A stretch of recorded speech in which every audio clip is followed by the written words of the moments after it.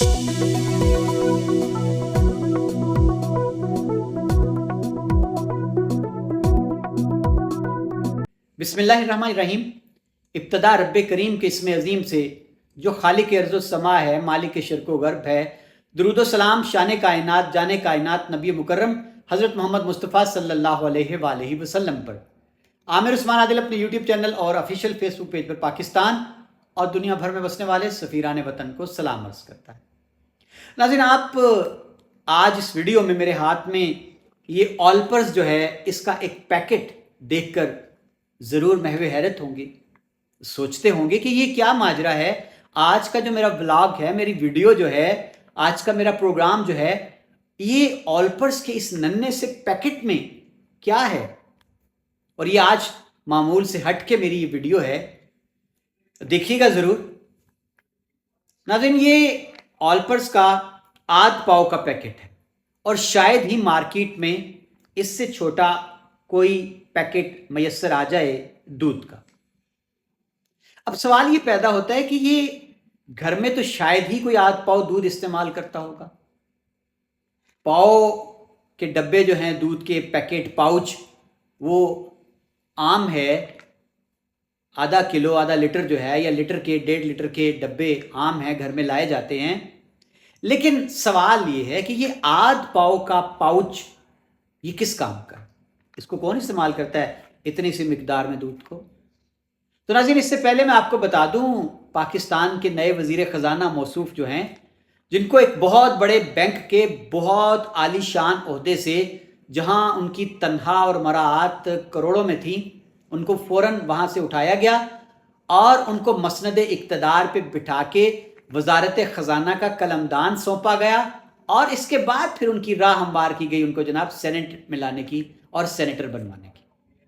जनाब, मेरे मुल्क के वज़ीर ख़जाना ने जब अभी हालिया बजट में मेरे पाकिस्तानी अवाम पर, गरीब अवाम पर, आम शहरियों पर टैक्स की भरमार करते हुए जो मसनूआत हैं जो डब्बों में या पैकेट्स में बंद मिलती हैं, उन पे 18% जर्नल सेल्स टैक्स लगाया गया।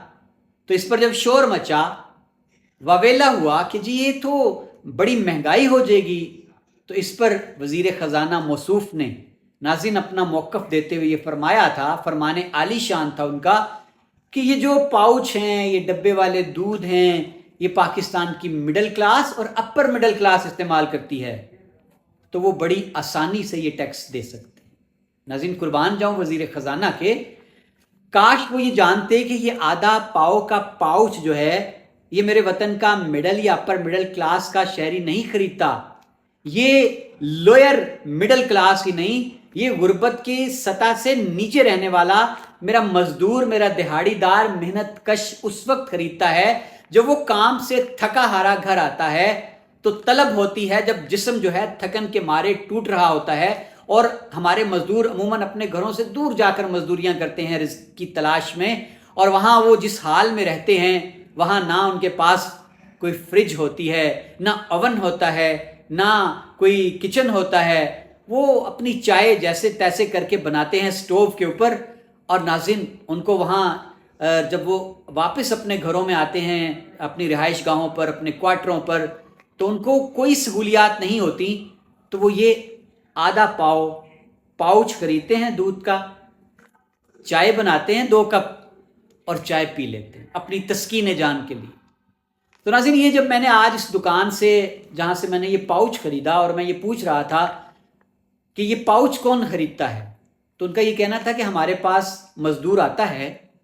तो हम उसे कहते हैं कि भाई आप आधा पाव जो ले रहे हो, 10 रुपये 15 रुपये और डालो तो पाव का पैकेट ले जाओ। तो वो जवाब ये देते हैं कि भाई हम ये ले जाएं, अगर हमारी ज़रूरत तो आधा पाव दूध है जिससे 2 कप चाय बन जाए, वो जो फालतू दूध बच जाएगा ना, उसको हम कहाँ रखेंगे? ना हमारे पास कोई फ्रिज है, ना कोई नेमत खाना है, तो वो दूध तो ख़राब हो जाएगा, ज़ाया हो जाएगा। तो जनाब, हमारे वज़ीर ख़जाना कितने सादा हैं कि उनको यही इल्म नहीं कि पाकिस्तान का जो आम शहरी है, जो गरीब है, जो मज़दूर है, दिहाड़ीदार है, मेहनत कश है, उस पर शब रोज़ में क्या क़यामत टूटती है। काश मेरे वज़ीर ख़जाना मेरे आम शहरी के हाल से वाकिफ़ होते तो ये फरमान जारी न करते کہ جی مڈل کلاس اور اپر مڈل کلاس کی جو قوت خرید میں ہے۔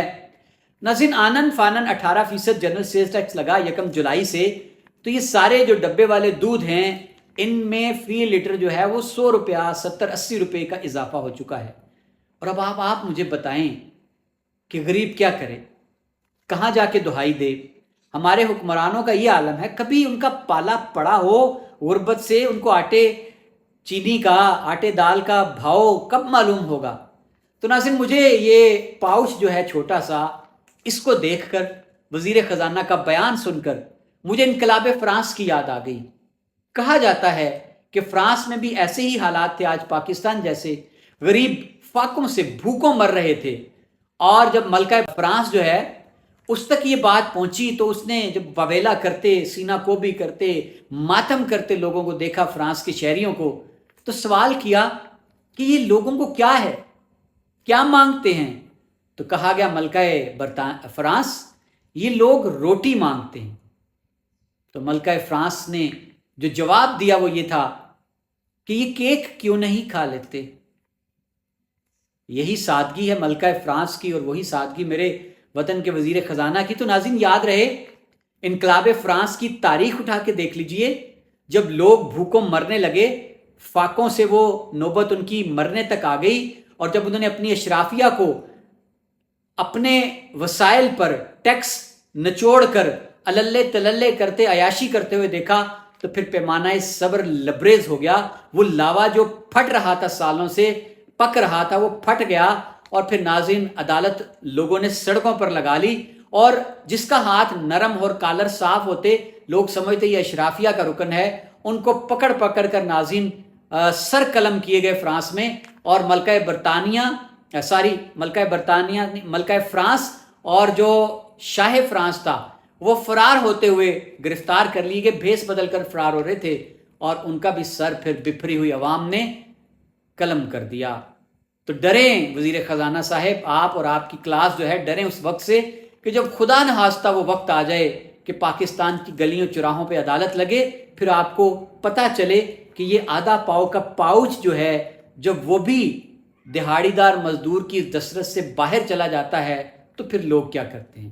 اجازت دیجیے عامر عثمان عادل کو، اپنا خیال رکھیے گا، اللہ حافظ۔